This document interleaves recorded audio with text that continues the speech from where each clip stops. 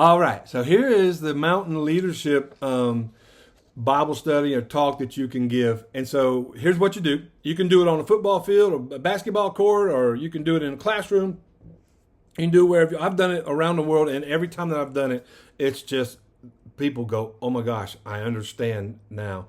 And so what you do is, if you have a whiteboard, that really helps. So you draw this mountain right here. You draw this mountain, and you don't have to be an artist. You could just be a regular person and just draw, because all you're drawing is a mountain, a line, and then stick figures, right? And so you draw the mountain, and while you're drawing the mountain, you say, "Hey, I'm gonna draw some stick figures for you, and I want you to tell me what you know about them. What do you think about?" So you start drawing the stick figures, and there's no particular order. You can draw it in any order that you want, and you can draw this guy first, or you can draw that guy first, and then after you've drawn him, you can come over here and draw this guy, and then you can come back over here and draw this guy to create some more conversation, and then you can come down here and you can draw this guy down here on the bottom. But what you're doing is you're just drawing these stick figures, and the people, I've always had people that were really engaged and curious of what I was doing.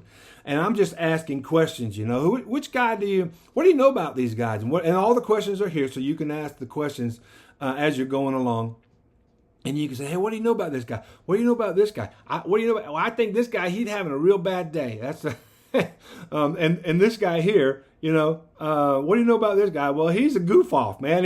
I don't like this guy. He's goofing off. And this guy, he down here, he kind of looks like he's giving up. So you ask all these questions about this, and then you ask, well, who do you want on your team? All right, and everybody, they always say, "Well, I want this guy. I want this guy on the team," right? And then you say, "Why?" And of course they say, "Well, he's at the top. He got to the top. He's the champion. He's first. He's the first one up the mountain. So I want him." And so then I say, "Well, do you want this guy on your team?" And then they're like, "No, I don't want this guy on my team because he's goofing off and he causing trouble." "What about this guy? You want this guy on your team?" "Sure, I want this guy on my team because he's still working, he's still going after it, and he hasn't given up." And this guy, I don't know if I want this guy on my team or in my on my club or whatever, because he looks like he's kind of discouraged, and this guy's not gonna be on anybody's team because when he falls down and hit the ground, he's gonna die. All right, so you ask, which one of these do you want on your team? And so now, me being a dad of two daughters, I asked the question, which one of these guys do I want dating my daughter? Now, my daughters are already married and got kids, all right, but since I'm a dad of two daughters, I have unique insight, I guess. Anyway, so you ask the question, if you're talking to adults, or which one of these guys do you want dating your daughter? And still, they always go up to this guy. "I want this guy." And then you say, "Why?" Followed up with good why question. "Why do you want this guy?" And they say, "Well, he seems to be a winner. He seems to be at the top. If this was a company, he'd be the owner and he'd make a lot of money. And well, do you want this guy dating your daughter?" I'm like, "No, I don't want that guy. I don't want that guy dating my daughter. I want this guy. Maybe can. I don't know if I want this guy. His head hanging. He doesn't give up." And so then you ask, who do you want on your team? Who do you want dating your daughter? But then you start asking the really good questions. The question is why. Why do you not want this guy on your team? Well, it's obvious he's goofing off. Why do you want this guy on your team? Well, it's obvious he beat everybody else. He must be better than everybody else. And then you ask the question, well, what do you know about him? What do you know about their character? Well, I don't know anything about their character, maybe, except I know he's fast. I know he's strong because I can see his muscles, and I know this guy's kind of persistent because he's got this guy hanging on his leg, and so I know he looks like he's persistent. This guy looks like he's a little tired, maybe. I mean, but you can't really tell anything about their character. So you ask all these questions while you're carrying on conversation, and every time is a little bit different because you got different people. You do it to different people, and then they give different answers, and they see different things and make different comments. But this is always so fun to do because of where it goes. And so here's what all this is about.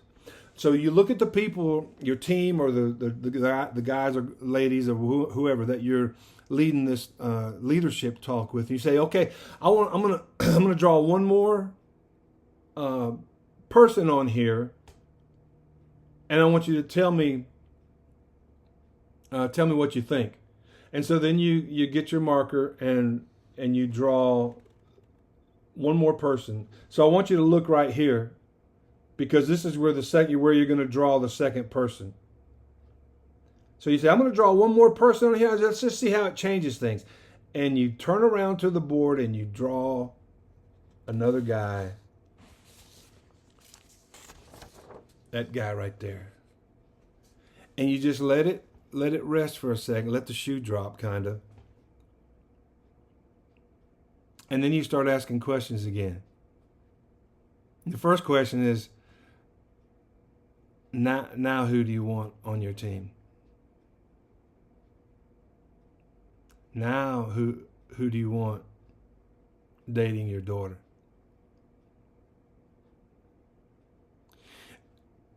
And so this figure changes everything. And so you're also asking, does this guy remind you? Do you know anybody? Does this guy remind you of anybody? Does this guy remind you of anybody? All right? Does this guy remind you of anybody? And then of course, you're asking this: does this guy remind you of anybody? But then you point to this guy right here, and you say, does this guy remind you of anybody? And inevitably, everybody says, well, Jesus. This guy reminds me of Jesus. And then, of course, then you're asking, who do you want on your team? Who do you want dating your daughter? But here's the biggest question, or the final question, that you pose to the team or the people that you're speaking to, and and here it is. You ask the question, which one of these are you, and which one do you want to be? If your team is going to win a championship, or if you are going to be a mature follower of Christ, which one of these do you want to be? Now, the good news for those of us who are following Jesus, if you if you see that you're this guy, or maybe you're this guy who's discouraged, a good thing for those of us who are following Jesus, we can take that to him and say, I'm discouraged, or I'm distracted, or things are not working out, but I do want to be that person who serves others. And God, would you help me to do that? So I hope that's an encouragement to you. And here's my final word on this. Before you ever get in front of your team or a group of people, students or adults, and you talk about this, and you read the scriptures, because I gave you some verses on there to talk about. Before you ever do that, take time to think about these verses that I've given you and these ideas and questions, and then say, God, I don't want to go before these people that I'm about to talk to and just say, hey, I got a Bible study for you, and I got a lesson to teach you, and I got something for you I'm gonna give to you. But go before God and say, God, I'm about to teach something and talk about something that I'm working on myself. I'm about to stand in front of people and talk to them about something that I'm not I'm not perfect at. I'm not perfect at this, but God, I want to be.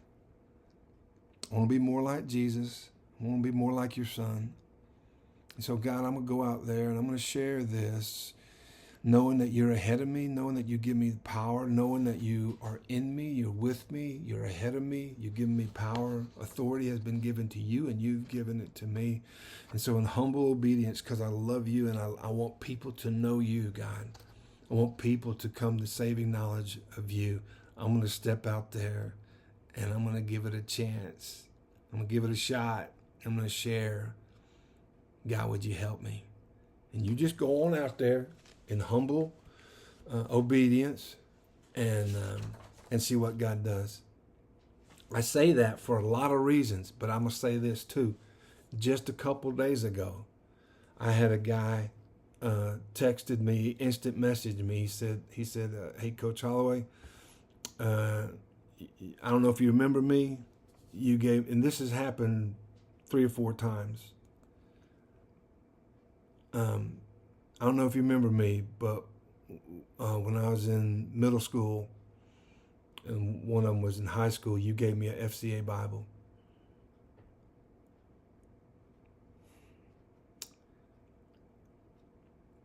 And I just want you to know that I gave it to my son today.